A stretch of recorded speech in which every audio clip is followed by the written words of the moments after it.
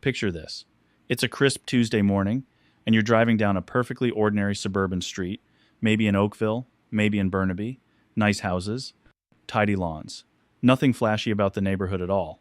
But then you look at the driveways, and parked in front of almost every single home sits a brand new $80,000 machine. A gleaming GMC Sierra here, a Tesla Model X there, chrome, touchscreens, that new car shine on every corner. And here's the question that should start quietly nagging at the back of your mind. How? How is an entire street affording $80,000 vehicles on a $70,000 salary? The uncomfortable answer is this. They aren't. Not really. They don't own those trucks. They are renting a lifestyle from the bank, one monthly payment at a time. And today, we're going to run the honest maths on what your car is truly costing you. The real Canadian numbers. The ones nobody at the dealership is in any hurry to show you. Let's start with the magic trick that makes the whole illusion possible, the long-term loan. Not so long ago, a 5-year car loan was considered normal. Today, in 2026, the single most popular car loan in Canada stretches to a full 7 years. That's 84 months. And a fast-growing number of buyers are now signing up for 96 months. 8 years. 8 years to pay off a depreciating hunk of metal and plastic. Why does this happen? Because stretching the loan shrinks the monthly number, and the monthly number is the only thing most people ever actually look at. The average new car payment in this country has now climbed to roughly $880 a month, and nearly 1 in 3 new car buyers are paying $1,000 or more. When your car payment starts to look like a second mortgage, I promise you, something has gone very wrong. Here's the reframe that changes everything. An $1,100 monthly payment isn't ownership. It's an anchor. It is a decade-long weight, chained to your net worth, quietly dragging every other financial goal you have straight down to the bottom. And it doesn't come cheap. A modest loan of $35,000 at just under 7%, stretched over 84 months, will cost you around $9,000 in pure interest alone. $9,000 handed to the bank for the privilege of waiting 8 years. And it gets worse because of a little thing called depreciation.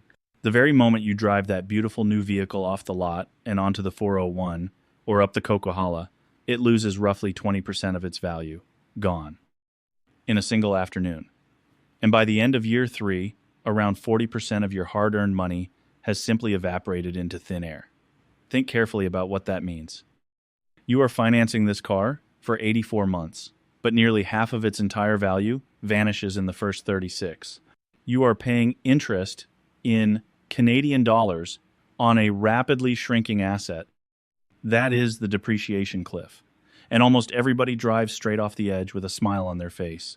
But the loan and the depreciation are only the beginning.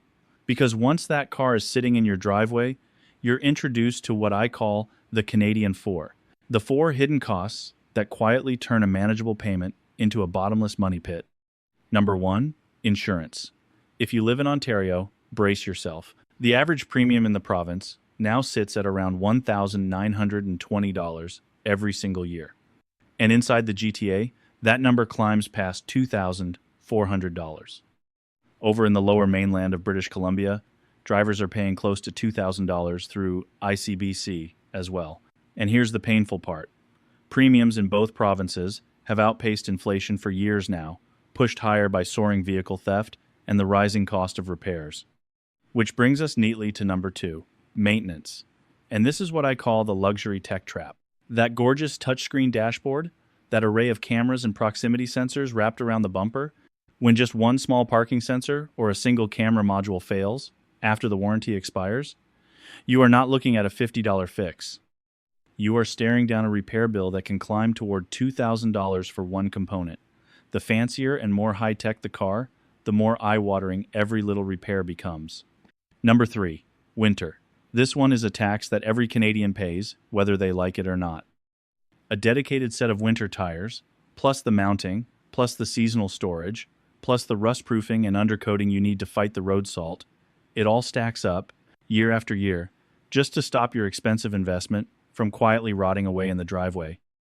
And number 4, fuel and charging. If you bought gas, you feel that sting at the pump every single week. And if you went electric, thinking you'd cleverly escape the whole problem, charging at home overnight is genuinely cheap, yes?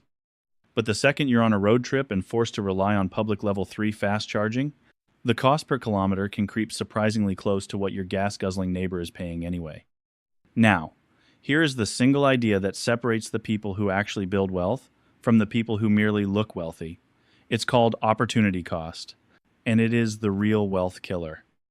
Let's take that car payment. We won't even use the big scary one. Let's just take $800 a month. Now imagine that instead of handing that money to the bank, you took that same $800 every single month and you invested it into a simple, low-cost, global index ETF held inside your TFSA, where every dollar of growth is completely and permanently tax-free. The CRA never touches a cent of it. At a reasonable long-term average return of around 7% a year, after 20 years, that one account would grow to over $400,000. Let that land for a second. $400,000, tax-free. That is the true, hidden price of the showroom shine. You are not simply buying a car, you are quietly buying yourself a much, much later retirement. So what do genuinely wealthy Canadians actually drive? Here's the secret that nobody posts about. Real wealth in this country is quiet. It doesn't shout, and it doesn't sparkle. More often than not, it looks like a 4-year-old, fully paid off Toyota Corolla, or a Honda CR-V, sitting unremarkably in the driveway. The strategy behind it is almost insultingly simple. It's boring, and it works every single time. You buy a certified pre-owned vehicle that is already 3 or 4 years old. You let the first owner eat that brutal 40% depreciation hit on your behalf. Then you drive that reliable, paid off, sensibly chosen car for 10 or 12 years, and you funnel the enormous difference straight into your TFSA and your RRSP. That's it. That is the entire game. And if you want one simple guardrail to keep yourself safe, memorize the 15% rule. Add up absolutely everything your car costs you in a single month. The payment, the insurance, the fuel, and the maintenance.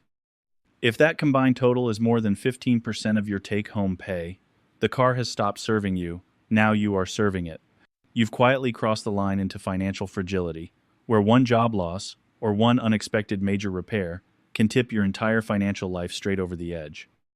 So, let's bring it all home. A car is a tool. It is a tool for getting you from point A to point B. It is not a trophy for impressing a street full of strangers who, frankly, are not thinking about you at all. And yes, this is Canada. It is a vast, cold, beautifully spread out country. And for most of us, owning a car isn't a luxury. It is a genuine, non-negotiable necessity. But needing a car and needing the debt are two completely different things. You need the transport. You do not need the 84-month loan. You do not need the $2,000 sensor. And you certainly do not need to quietly trade away $400,000 of your future for a showroom shine that fades the moment you hit the highway. So here's my honest advice. Drive the boring car. Bank the difference. And let your bank account be the only thing about you that quietly shines. If you learned something from this video, make sure to like and hit subscribe. We'll see you in the next one.